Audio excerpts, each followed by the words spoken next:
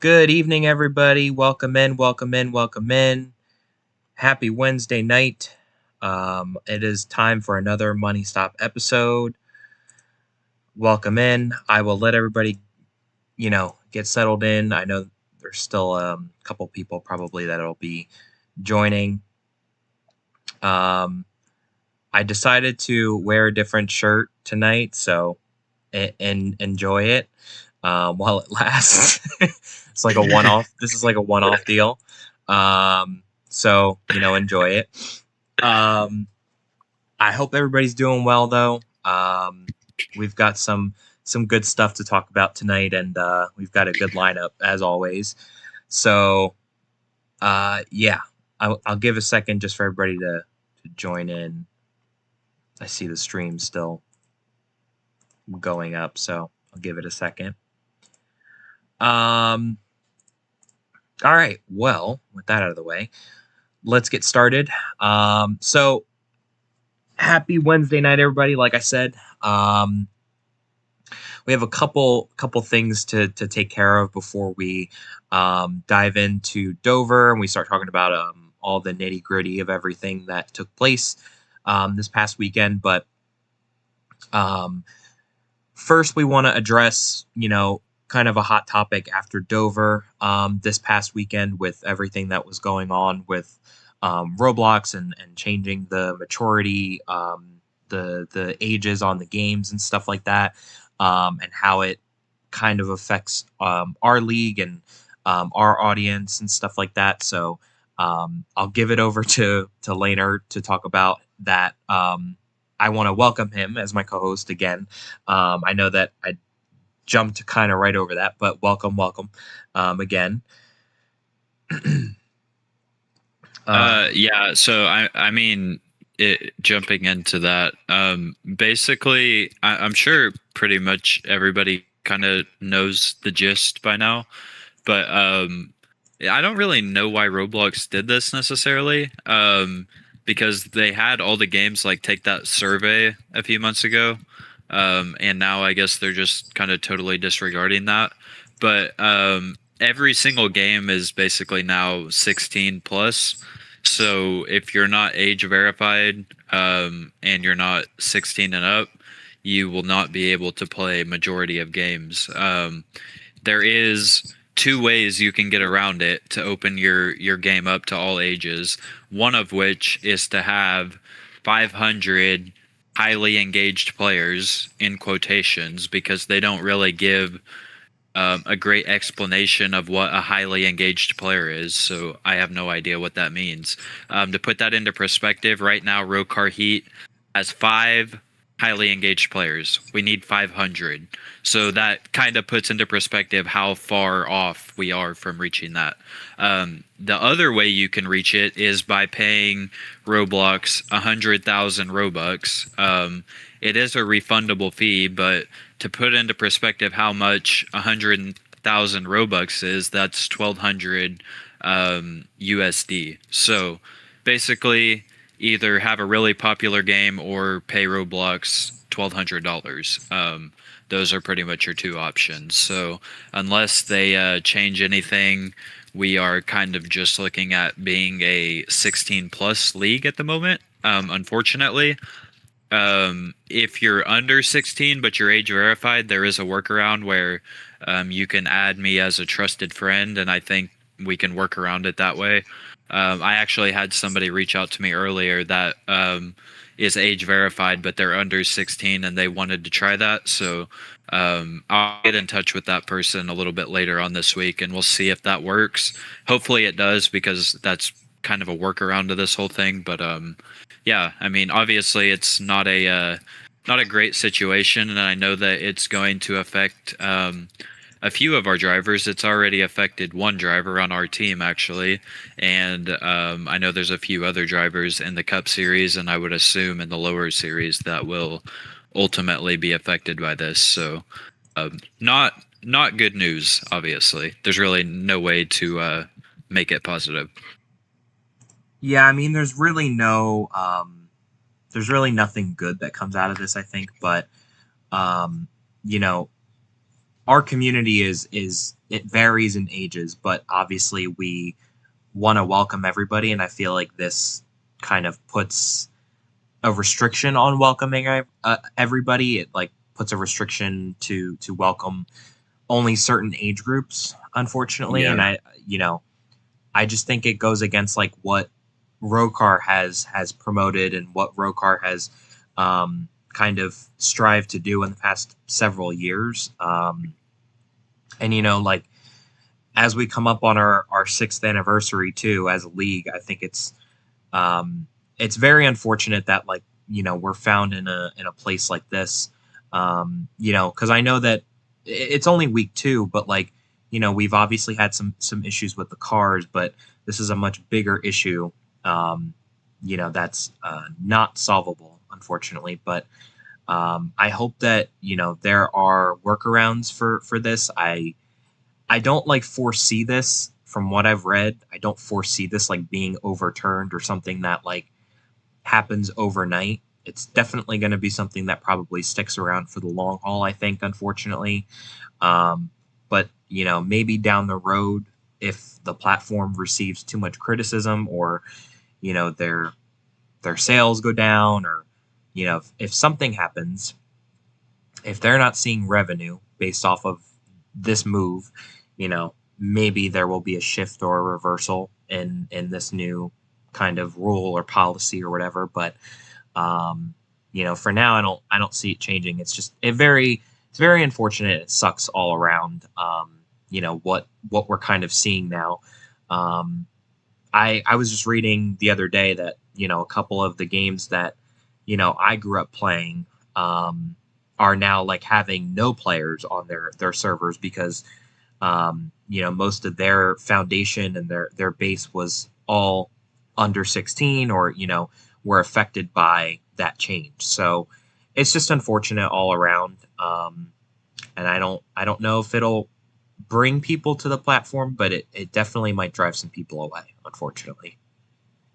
Yeah, I mean, I know people are definitely getting fed up with it, and even like take the 16 plus thing out of it. I mean, you're also just forcing people to verify their age to even play. I mean, I know that there's some people in our league that aren't comfortable doing the age verification process, Yeah. and I know that there's a lot of people on Roblox that aren't really comfortable doing that for various reasons. Not going to really go down that rabbit hole, but I know everybody kind of has different opinions on the subject. I mean, I know some people aren't comfortable doing that, which is very valid. I mean, you're taking a picture of your state issued government ID, or taking a selfie of yourself and giving it to a major corporation. So I can understand how that might make some people uncomfortable. So unfortunately, Roblox is just kind of putting people into a situation where you have to verify your age, and you have to be above 16. So obviously, our hope is that in the future we can meet those requirements that I talked about earlier. I do know that this is a brand new thing, and that within the coming months, according to them, they're hoping to lower those requirements. So maybe instead of it being 500 players, highly engaged players, maybe it's like 100, which I feel like would be a lot more realistic for a league our size and a game our size. But as the numbers stand right now, I mean, I think it's totally unrealistic to expect us to reach them. But I mean, we had a lot of conversations behind closed doors about what to do, whether it be put the season on hold, or cancel the season, close the league, whatever. I mean, there was a lot of different conversations because obviously this is really going to affect things a lot. But I think at the end of the day, our consensus was just that if we want to give ourselves a shot to ever have our game open to all ages in the future, we need to continue the season, and more importantly, we need to continue having people play our game, because if people aren't playing the game, we're never going to reach those numbers that we need to reach to open it. So obviously the best chance for us to succeed is just continue advertising, continue with the marketing, the TikTok stuff, and just hope a lot of people play the game, and then hopefully eventually we meet the numbers and we can open it up to all ages again. But it's definitely going to be an uphill battle, unfortunately. Yeah. We got a question in the chat. From, I think he's in the Discord server, I believe. But he said, "What are your thoughts on the new racers that the update has brung, but also the ones who left for the same issue?" We were kind of answering the question, but he wants to hear our thoughts as he's one of the racers that the update has brought in, but others were kind of forced out. I mean, obviously it's out of our control. I think like it's out of everybody's control, this kind of move. It's, I feel like it's something that like we can only sit back and kind of unfortunately take. Like there's no really way to like just solve this. It's a much more complex and um, uh, what's the right word? It's a much more complex situation, I think, in this case. Unfortunately, obviously, I think the league will bring in people no matter what. Um, Yeah. but the ones that have been around, they know how things work. They've learned the ropes, and this is a league that they commit themselves to. So it's just unfortunate to kind of see a situation like this that's out of their hands, them be the victim because of something like this. It just kind of sucks because it's like, they had no warning, they had no kind of indication that this was coming. It just kind of got dropped on them, and there's nothing they can really do about it. So it just sucks all around. But that's Yeah. kind of my thoughts on it. I don't know if that answered the question, but kind of, like obviously we want to welcome everybody in, but it just sucks that those drivers that have stuck around and look forward to coming back every week are kind of being shoved out the door, without any other choice or any other option or alternative. So that's my thoughts. Yeah, and I mean, I don't really know if this is what he's asking, but I mean, it does present opportunities. I mean, we saw Ozo get his first career cup start last week, and at the moment, barring any changes, he's going to be the permanent replacement in that in the two car. So like, I don't know if I'm not going to name any names, but I know that there's a potential for a few more people in the Cup Series to get affected by this change. I'm not going to announce anything because I don't know for certain, and I don't want to throw any rumors out there at the moment. It'll just be the type of thing. If it happens, it happens. If it doesn't, it doesn't. But I know there is the potential for at least one more, maybe two more people in the Cup Series to get affected by this. And at that point, we're just going to have to keep replacing people, and we'll have to see people step up. And I mean, I'm sure we'll talk about Ozo's performance whenever we get into Dover, but I think it'll definitely provide opportunities for people. And that's the only bright side I can get from any of this. It's really sad and unfortunate, but at least it does present some opportunities for newer people to get involved, especially in the Cup Series. Yeah. This will be something that probably we'll end up coming back to, if there's an update or if we have anything more to share. But we just wanted to kind of address it as far as the podcast standpoint. Nothing's going to really change as far as the podcast goes because nothing's changing with the league right now. So we're kind of just going to roll ahead as planned. The next thing that we wanted to do, we received a special message from the 44th or 45th or whatever, I don't know at this point, 46th president of the United States. We received a message from him yesterday, I think, or last night, whatever, about doing sending a video in for our viewers. I don't know if he's watching, but but he sent in 2 videos, so we're gonna play them. They've already been reviewed by Laner and I, and we approved them to be played. So give me a second just to get this up on the screen, and we'll share our thoughts after. Give me a sec.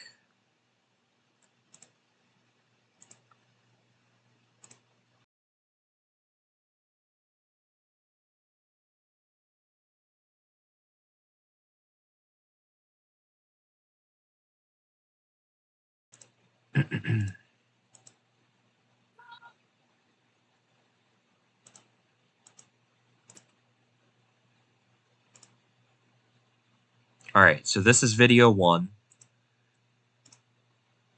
Hello, my fellow Americans. I am joined today by Laner and CSP here on the Money Stop podcast. Thank you.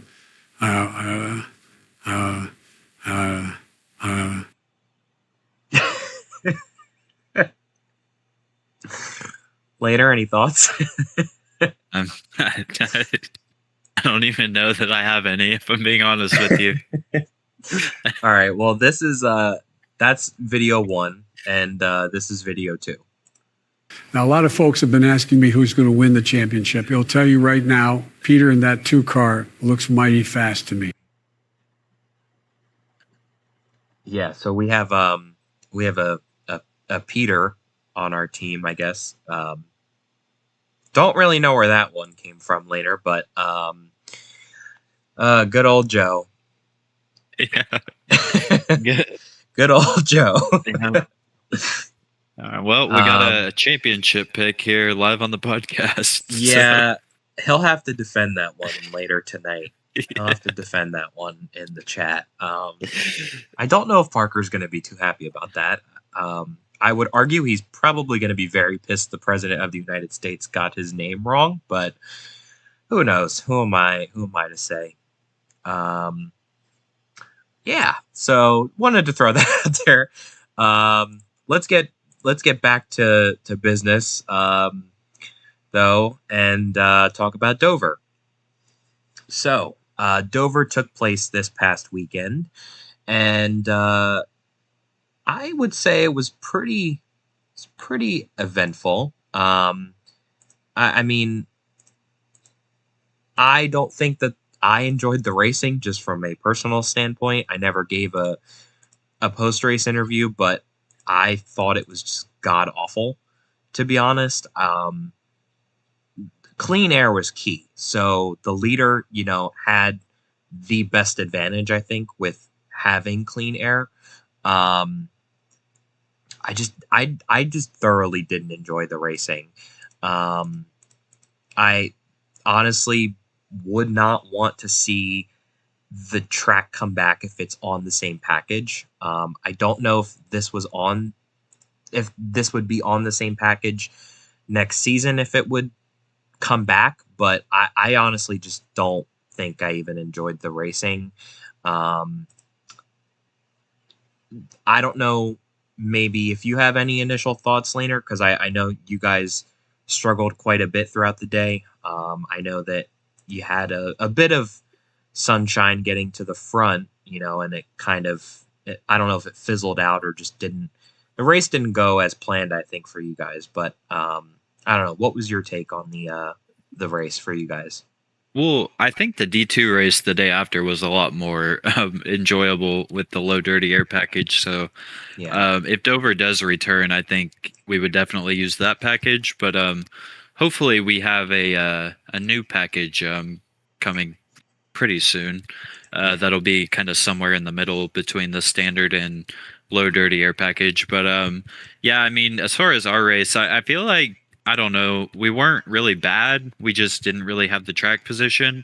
We kind of got track position in stage 3. And we got up to 3rd place, and we were challenging for 2nd place. But we just got into a wreck and got sent to the back, and pretty much that's where we ended. So it was extremely hard to make passes. The tires wore out.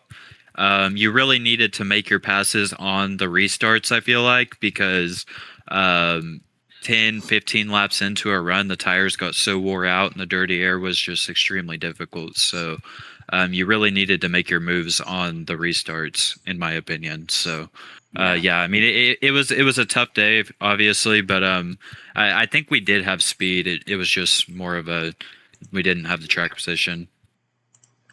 Yeah, I think for us, it was like weird. We spent the whole first stage in last. Um, I I honestly don't know what happened. The car just was god awful the entire first stage. Um, and then the second stage, I took the top on the restart, and I actually like was able to keep up. So I think that worked out in my favor. And I honestly was not expecting to have a half decent car. I was expecting to run last all day just because I qualified the slowest, and I still somehow made the race. But I wasn't expecting to run good, um, just based off of what I had ran in practice times and qualifying. But somehow managed to finish fourth. Don't know how that happened, but um, I want to highlight a man who flat out dominated the race. Tricks led, let me check my notes, 148 laps of the 150 that we ran.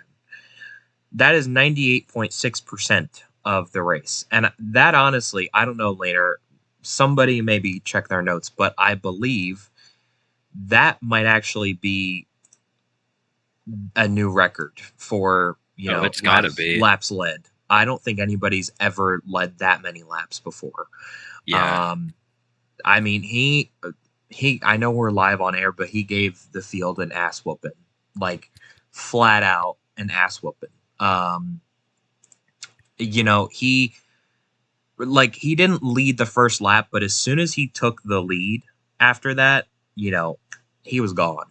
He was gone. I mean, the car was just set up to the T, was very fast all day long, and really, really just, I think he made a statement, and was just flat out domination from that team. Yeah, I agree. Although I think if you put any of the drivers in that position, they would have probably done the same thing. I think I kind of mentioned it in my post-race interview, but I really think that the clean air it was just such a big factor. Not to take anything away from his performance. I mean, obviously he led a bunch of laps and he won the race, but I think I really think you could have put anybody up in that position and they would have led that many laps. So because Ozo qualified on the pole, and I mean that was his very first cup start, so Trix was able to get by him pretty easily, and at that point it was just smooth sailing. But I don't know, like I said, I'm not trying to take anything away from him. I don't know, it just really seemed like a track position race, and give him credit because he didn't lose the track position at all. I just don't know that it was like as dominant as it seems on paper. I don't know. That's my perspective on it. I'm not trying to take anything away from it. I guess maybe I kind of am, but I really think that's just kind of a product of the package. My only thing is that, like, I'm going to disagree just with a little bit with what you said, because I honestly think, like, in a way, yes, like, I think that, anybody could have been in that position, but nobody got close to him at all the entire day. He was very consistent in his pace. From second on back, I mean, there was battles throughout the race. There was battles for second, third, fourth during the stages and to the finish. But nobody could cut into Trix's time, like, at all.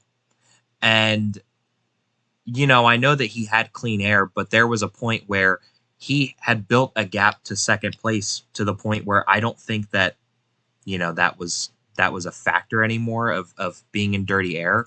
And still, like, the cars behind him just could not keep up. Um, but even on restarts too, I think his restarts were a little skeptical. I was a little skeptical of his restarts. I'm just not a fan of how he approaches his restarts, but that's a topic for a different day. Um, I honestly, I think just the way that he ran consistently, I was very impressed with. So I think it's a good starting point for that team.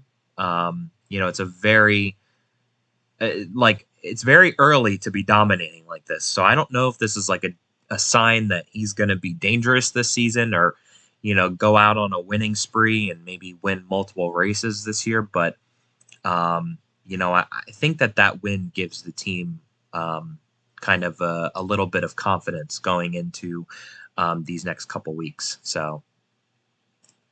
Yeah, I mean, I can see both sides of it. The reason I say that is because this is also exactly how the Las Vegas finale looked. And to an extent, it's also how the Dover fun race looked. So to me, I think it's more of the package than the driver. Because like we saw during the finale last season at Las Vegas, Land led the first half of the race, and then Benji took the lead on pit road, and he didn't give the lead up the rest of the race. I think that standard dirty air package, I don't know. It just makes it very, very difficult to touch the leader at all.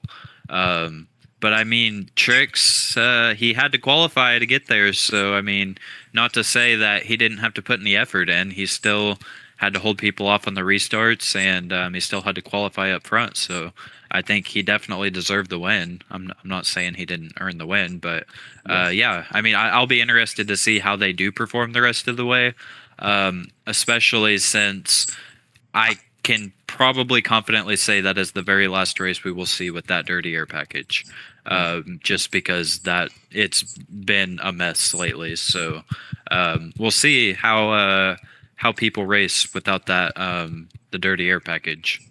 Yeah. Another driver I would like to highlight is a man who led one of those 2 laps that Trix did not lead, and that is Ozo. Ozo stepped in for Parker this week, who is out.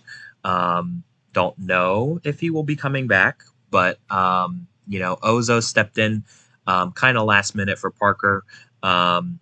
Really did not know what to expect coming into this weekend. Ended up winning the pole. And I mean, for it being his first Cup start and kind of under these circumstances where he kind of had no preparation, he did a pretty stellar job, I would say. Obviously have to work on some things, as any driver in their first start would, but it's a start, for him, and he had a really, really good race. I think he kind of got a bit of everything, either on pit road or just experienced maybe losing spots or picking up spots. He got the full effect of the Cup Series, I think, this past weekend, and kind of how it operates.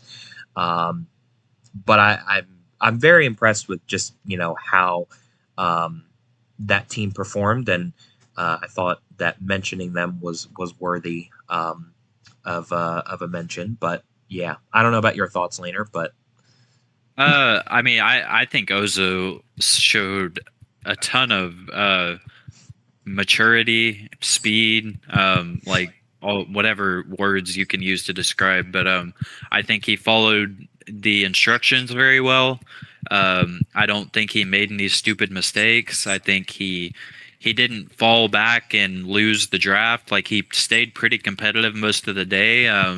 I think if you look at having your first career Cup start in those circumstances, you could not have asked for a better day. I mean, that was perfect. I think he showed everything that he needed to show.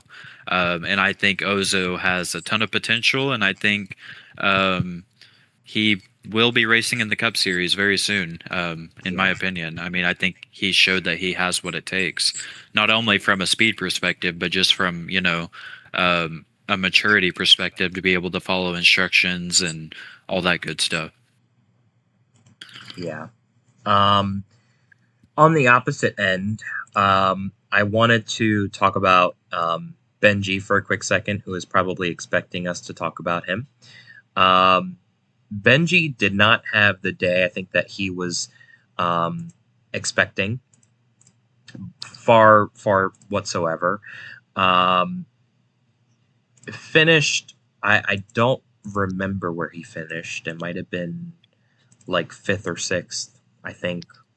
But he ended up like a lap down towards the end of the race, the only car a lap down. And I know that he was very down on himself. Him and I talked a little bit after the race. He apologized for getting into the both of us because I think he was trying to pass us. I still don't quite understand why, but because I think no matter where he stayed, as long as he got a caution, I think it would have worked out fine for him. But once he got into us, he apologized. But it sucks kind of having 2 weeks in a row, I think, where he's kind of had a little bit of frustrations.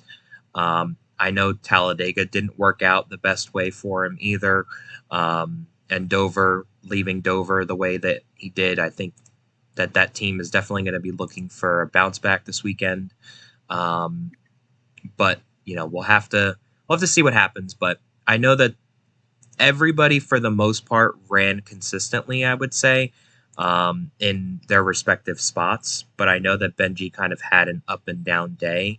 They were very fast, I think, just with the results of the package and then being stuck in the back and being stuck a lap down. I think it just didn't work in his favor this past weekend. But yeah, I mean, he didn't even race Talladega, so this was technically like his first race of the season. Yeah. I mean, I'm sure that he wanted to start the season on a better note, but I mean, Benji has a lot of speed, and I'm sure he'll bounce back. So I'm not really too worried about him. Yeah. All right. Well, for the sake of time, we are going to move on.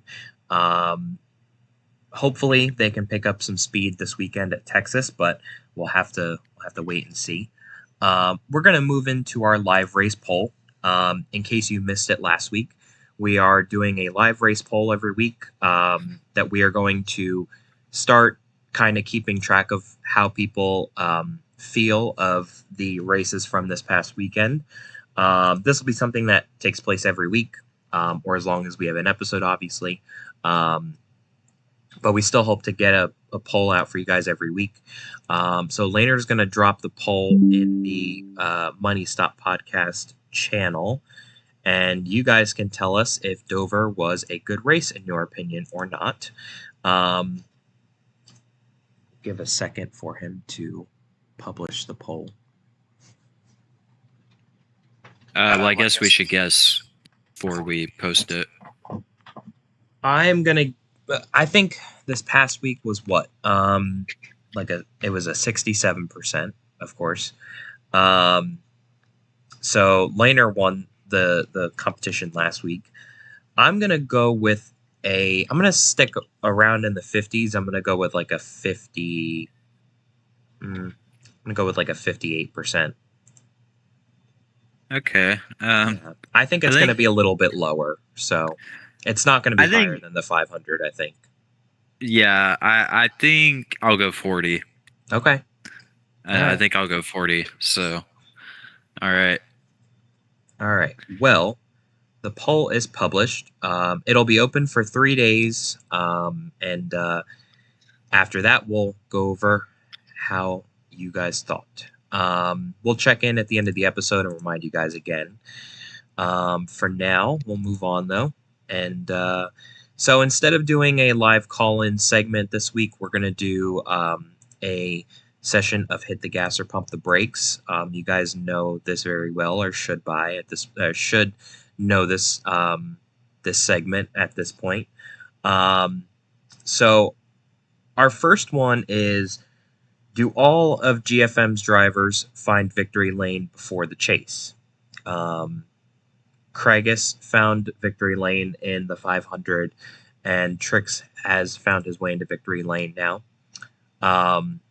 So do all of his drivers find victory lane before the chase and maybe win multiple races?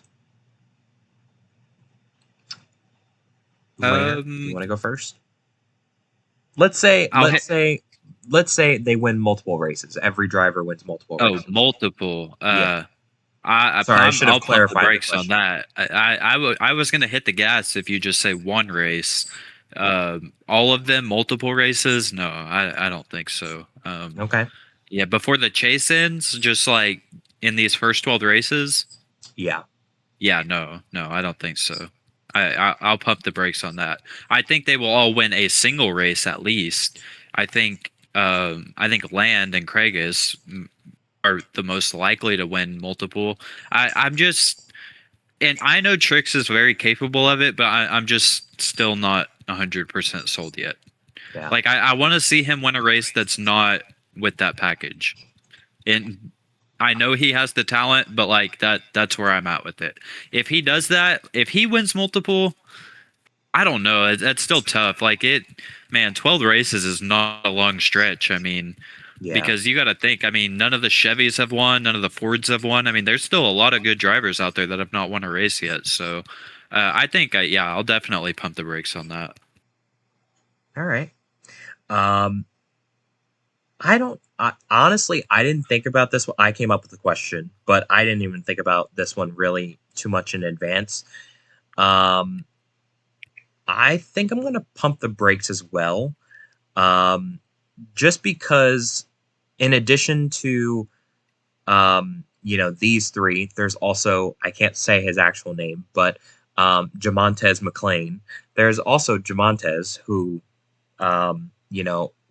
obviously will need to get in victory lane and win multiple races as well. But I don't think he qualified in this past weekend. I believe he made an attempt to qualify, but I don't think he qualified in, if I'm correct. Jamontez? He didn't qualify in, but he made an attempt, right? Or to which race? To Dover. Or did he just not race at all? No. He raced for Craigus in the first stage. Right. But he didn't like try and qualify himself. Yeah, okay. All right.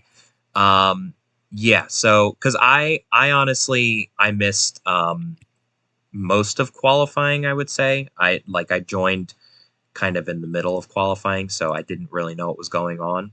I missed all of practice, so that kind of sums it up. But Craigus said Jamontez is part-time. Got it. So yeah, I think I'm gonna pump the brakes. I honestly think that honestly, all three of them will probably win a race. Maybe even Jamontez will win a race. Just not sure if they will win multiple races. They've won the past two. I'm sure they'll have as good of a chance as anybody else this weekend coming up. I just don't really know if they'll end up in victory lane multiple times, all of them. But yeah, I'm gonna pump the brakes as well on that. Next one here is: do any of SSR drivers, any of our drivers, find victory lane before the chase? I can go first. I am going to hit the gas. I think this season's been kind of weird for the team. Started off kind of like on the wrong foot so far, but I think that there's still plenty of time to turn it around and find speed. There's teams in the Chevrolet manufacturer too that are also kind of up and down as well. I think Toyota is performing well. I don't know if the Fords and Chevys are doing what they need to do though. So I think there's plenty of time time will tell, though, if any of their drivers get into victory lane. But I think that Lego is still a very strong powerhouse of a team to think about week in and week out.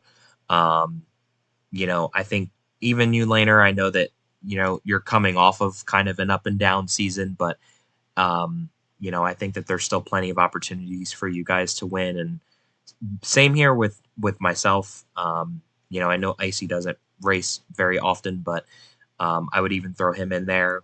The only question I don't know is with the 2-car, what's going to happen with that. I don't really know if that team will find victory lane, just because depending on who's going to be in the car, I think it's going to take a couple weeks for that team to kind of find their footing, get their momentum going, and really work on cementing their name in, depending on if Ozo takes over that car. But I know that Parker, with being out, like, his momentum or whatever he had going for him in the first couple weeks here, like it's died out. That momentum's going to need to be rebuilt. So I honestly just think that it's going to be a question mark, a big question mark for that 2-car if they can get into victory lane. But I'm going to pump or hit the gas on at least the other 3. But yeah, what do you think? I mean, obviously, I'm gonna hit the gas. I feel like it's way too early to make any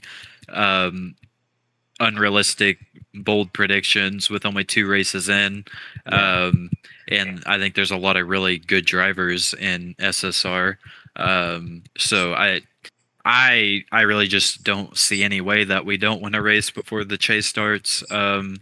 If we don't, I think we will be having a lot of very uncomfortable conversations within the team. Mm-hmm. But yeah, I think it could be any week now. I'm not worried about it at all, honestly. And I kind of agree with what you said with the 2-car situation. I think for Parker, like, if he is able to return this weekend at Texas, I think he can pretty much just continue like nothing happened. I think if it kind of goes longer than that, then that's whenever, we start running into the issues, like it's kind of an extended break and maybe the rust is going to start to build. Because I know he's not even able to practice at the moment. So the sooner he gets in the car, the sooner he can build the momentum. And obviously, I think Ozo is going to be gone the next 2 weeks. So Parker really definitely needs to hope that he can get back in the car this weekend at Texas, especially for his point situation. So hopefully Parker can get back in the car. But yeah, I mean, I definitely agree. I think Lego's a threat to win any week. He didn't even race at Dover, so who knows what he would have had. I would like to think that he would have probably been faster than me and you, just guessing off of what he showed last season. So I think there's still plenty of opportunities. I'm not really hitting the panic button at this point. I do want to move on just for the sake of time, because I know we're coming up on an hour. We had another prompt, but I think we can probably put a pause on it for now. Yeah. But I do want to move on just because we do have a couple other things to discuss. Let me see my notes. Okay. Next up on the list here to talk about, we have our driver of the week. And this is just, based off of what we've seen during the races. And I want to preface this by saying this is just the Cup driver of the week. But we're going to make our picks based off of like what we've seen during the races and stuff, who our driver of the week is. I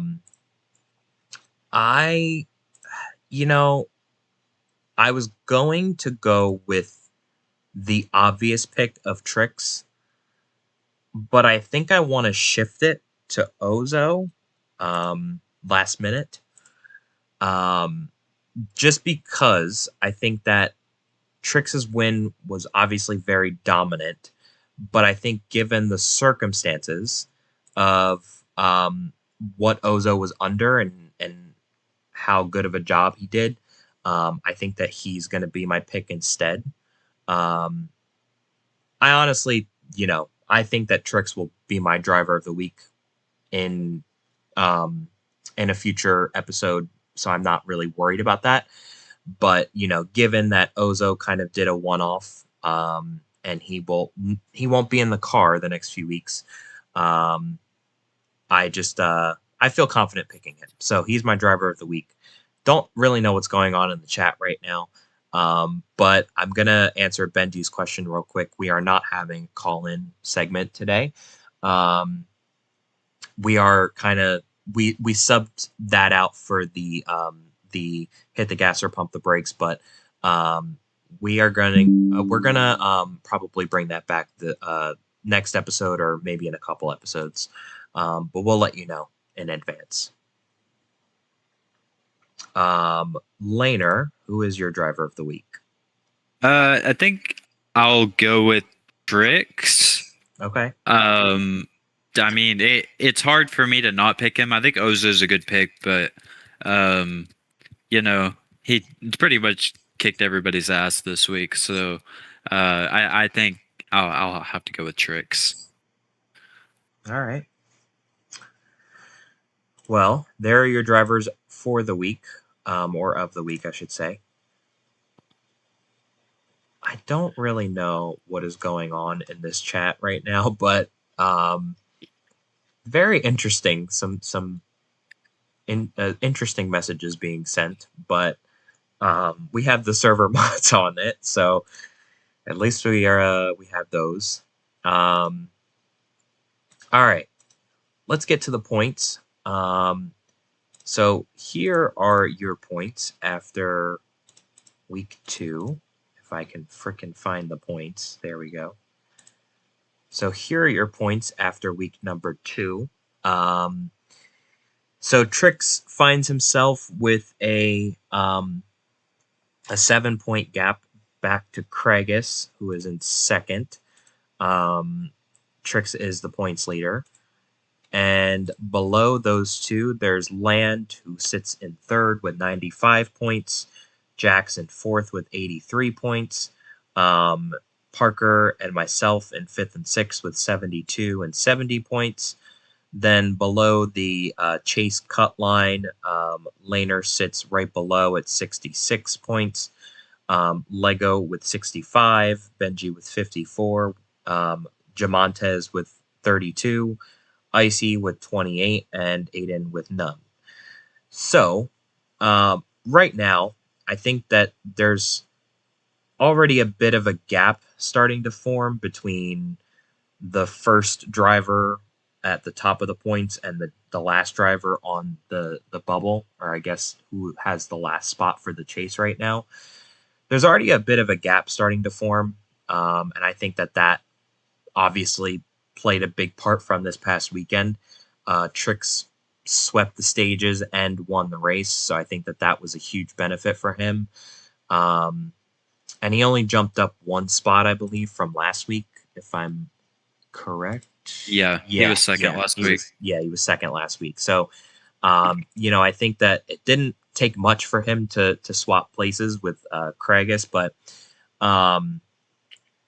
Kragus still has a pretty close gap with him, only 7 points. So, I think it's not too much to make up for him, going into this weekend and the next couple weeks. But I think, that's really the only thing that stands out to me right now.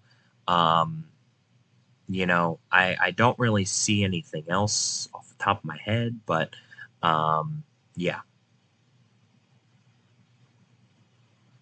I mean, I just wanted to mention how exciting the points are this season compared to last. I mean, oh yeah, I know we're only 2 races in, but you got 3 chase drivers from last season on the outside looking in right now, and myself, Lego, and Benji. I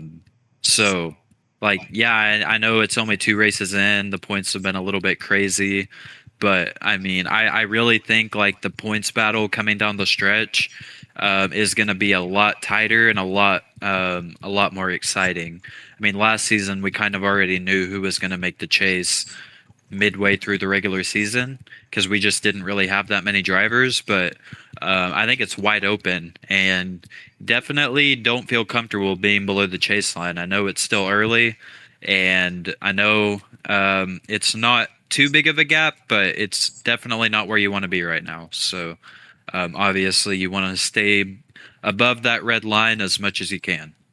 Yeah. That's going to be the key for some of these guys that are below the cutoff line and looking to be in. I think a big question for me is Parker right now. Obviously, like we said earlier, Ozo filled in for him, but can't this week. He sits in one of those spots that's above the cut line right now. So I'm just going to be very interested to see, depending on if that car is racing this weekend, where he's going to end up, because 6 points is not much at all. I'm very concerned about that team, or I would be very concerned about that team. If I was in their boots, I'd be very concerned about dropping below the cutoff this early, being only the third race in the season. I think the top 4 are in a pretty good spot right now. Just with showing pace and showing consistency in the first 2 races. But I think that the bottom 2 are definitely going to be where things start to shuffle over the next few weeks. Yeah, I also kind of found it interesting that SSR is 5, 6, 7, 8. I mean, we kind of talked about like we're definitely not off to a good start, but I mean, none of our cars are off to a good start. I mean, normally we have at least one car that's shows speed out of the gate, but definitely work to do there. And I do agree with you about the top 4.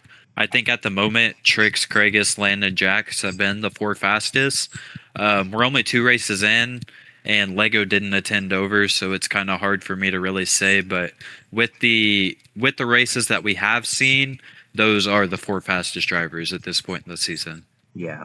And, they're 2 very different tracks where we've been at, but this is just strictly based off of the performance, that we've seen out of who's been fastest the past few weeks. So, we'll have to see what happens and who picks up the pace here in the next few. All right. Anything else you want to discuss with the points before we move on? No, I don't think so. I think that was pretty much it. Okie dokie. Okay, well, let's review Texas, because that is what's coming up this weekend. So I do believe we have the information for it. So give me 1 second to pull it up.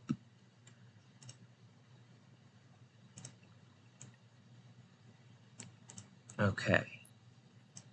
So Texas this weekend is going to be this Friday. The Cup race is going to be this Friday. Practice is going to start at 8:15. Qualifying is at 8:30, and the race is at 8:45. It's going to be 125 laps. Stages are 35, 35, 55. Pace speed is 115. People are checking as I'm talking. The package is standard, realistic, acceleration, and low dirty air. If anybody wants to practice, that's what you're looking for. Just seeing who's checked so far. Got Parker, Land, myself, Laner, Craigus, Lego, Trix, Jax, and Benji. Did not mean to do that. Don't think, Ozo's not making it. I don't know if we're missing anybody. I feel like someone didn't check, but how many do we have? There's 9 on here so far. I don't know. Maybe No, I think that's everybody. Okay. All right. Anywho, with those that are checked, I feel like it's going to be another competitive race this weekend from whoever makes it in.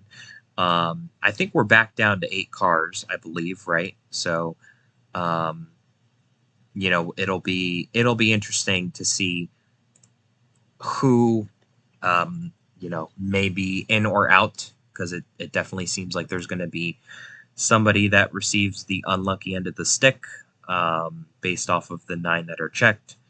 So qualifying is going to be very important. So I recommend you practice. But I don't know.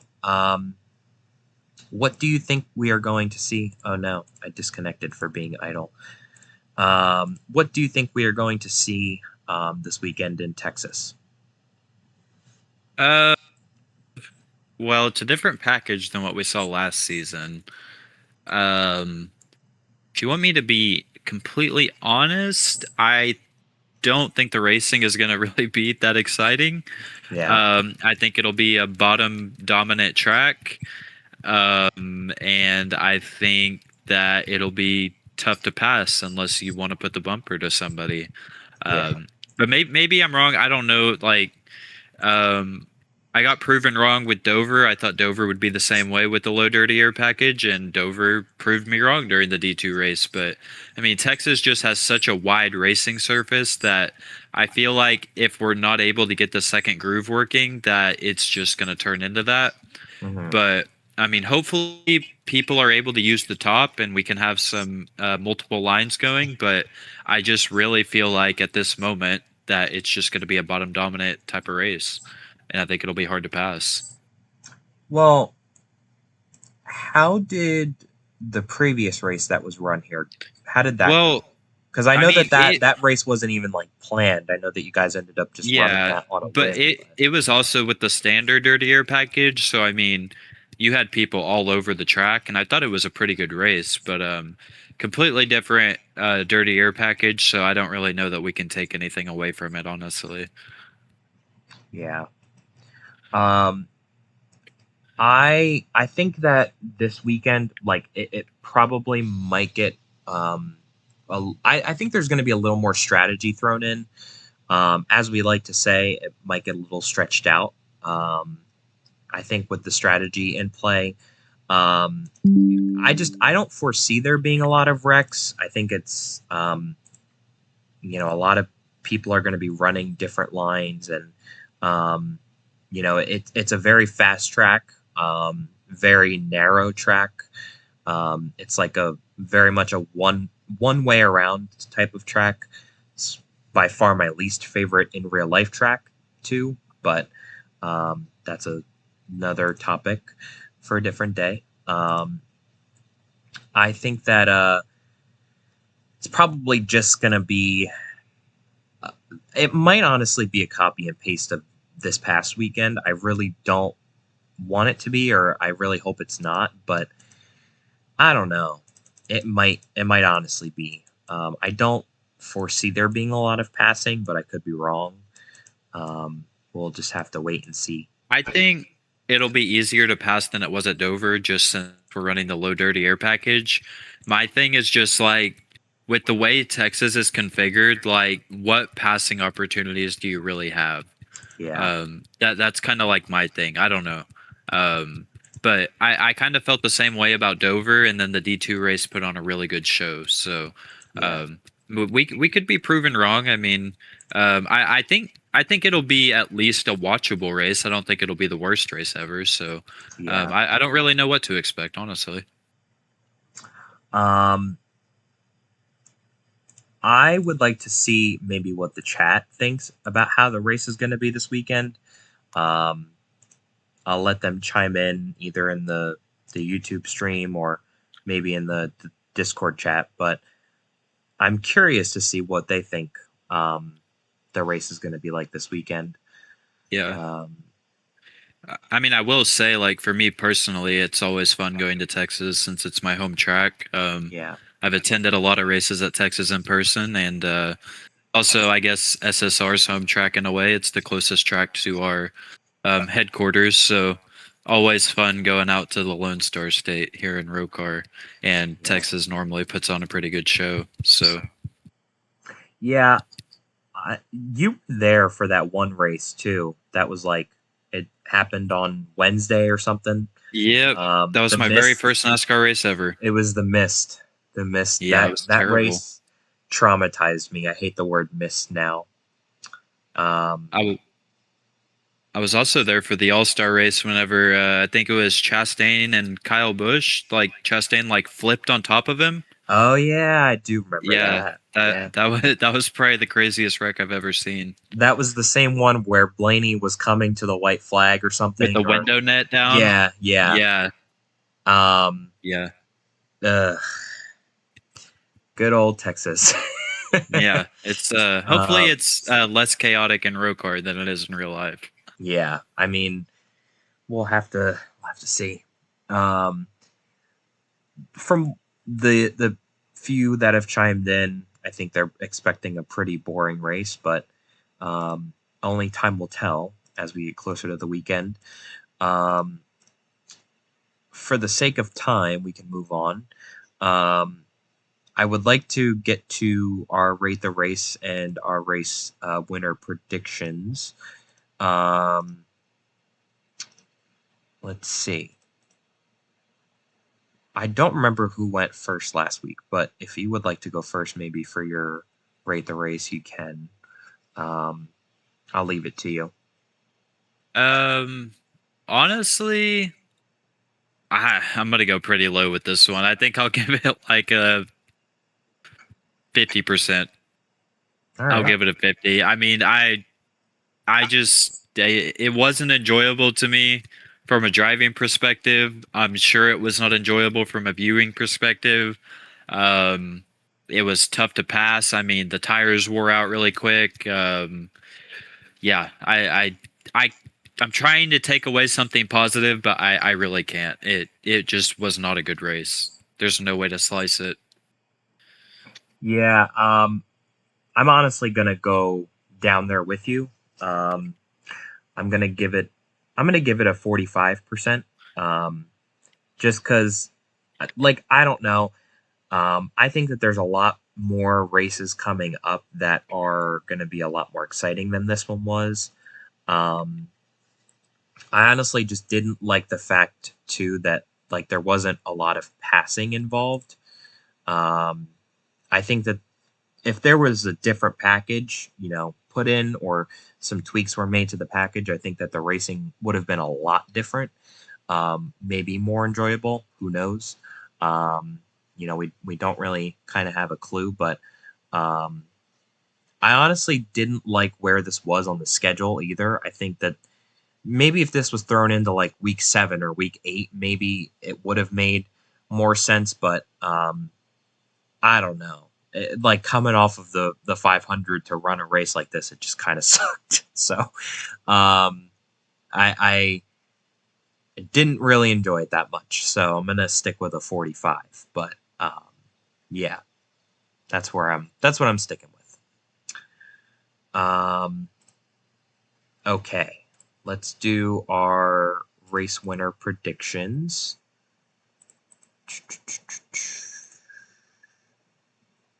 All right, so going to Texas this weekend. I'm gonna see. I'm gonna pick somebody, obviously based off of who's checked. Let's see. Um, hmm.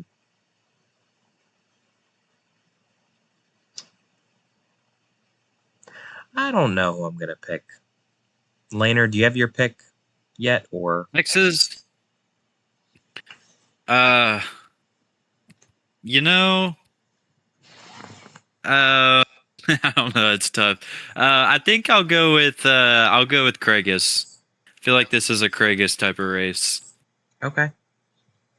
and he did win last season. I know it was completely different package and everything, but All right. I'm gonna stick in the GFM camp and go with Land. I think Land will pick up his first win of the season. I just think that team is very fast right now. They seem to have it put together, strategy wise, communicating with each other, and all things considered. Um, and I think that Land was very fast at Dover. Just the package didn't work in his favor to be really upfront and staying in contention. But he was fast this past weekend, and he was fast in the 500. When it came down to it, he could have won the race. He was almost he almost finished first, but couldn't quite close the deal. But I think that he will this weekend. I feel very confident in that pick, so I'm going to stick with it. But yeah. Alrighty, cool. Those are your race winner picks. Something I want to address before we go off the air. I didn't include this in my notes, but something I was thinking of during the episode. I know that we cover a lot of Cup Series stuff on this podcast. That was kind of the idea when we created this podcast, was to cover more of the Cup Series business.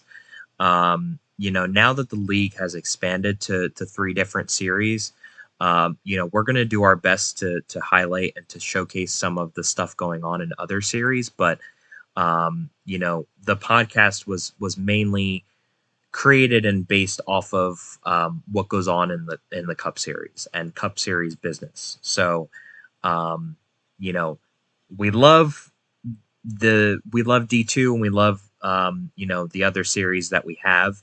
It's just that we have kind of based our podcast and based our outlines and what we talk about around the Cup Series. So take note of that going forward. Obviously we want to kind of be more taking things all into consideration with including other series, but more of our priority and our focus is going to go on the Cup Series for this podcast. Anybody else is more than welcome to start their own podcast. We are on our 4th season, so we know we are well established now. Anybody, if you want to make your own podcast, feel free. But that's just kind of how we've done things here, and we don't really plan on changing our outlook or our outline of how we or what we talk about. So I wanted to throw that out there before we went off the air tonight, because I know that we did get some private comments and some questions about that last week. But yeah, I would just kind of reiterate what you said, and I know that we've had some people that seemed interested in making a podcast that's more centered around D2 or D3, and I would just highly encourage the people that seemed interested to go ahead and do it. I think now would be the perfect time, just since we're still early in the season. But in terms of this podcast, I think that there's just, obviously we did not talk about D2, D3 at all tonight, and we're at an hour and 16 minutes. Yeah. So that just kind of gives you guys an idea of how much there is to talk about, not including those things. So it would just be really difficult to try to fit in more stuff on top of what we already do. And kind of like you said, it's not that we don't care about it, we don't want to talk about it. It's just that there's already so much to talk about, not even including that. So I would just highly encourage those who are interested to start your own podcast, and we would definitely welcome it. We could collaborate, or you could DM me and CSP. We can help you out with making your own podcast, or we'll do whatever we can to help you guys out. So if anybody's interested in that, I would say go for it. But yeah, that's pretty much all I would say. Yeah. Okay. I think that's going to wrap it up from us. Bottom line for this weekend, make sure you practice. It is Wednesday, so we are approaching race weekend pretty fast.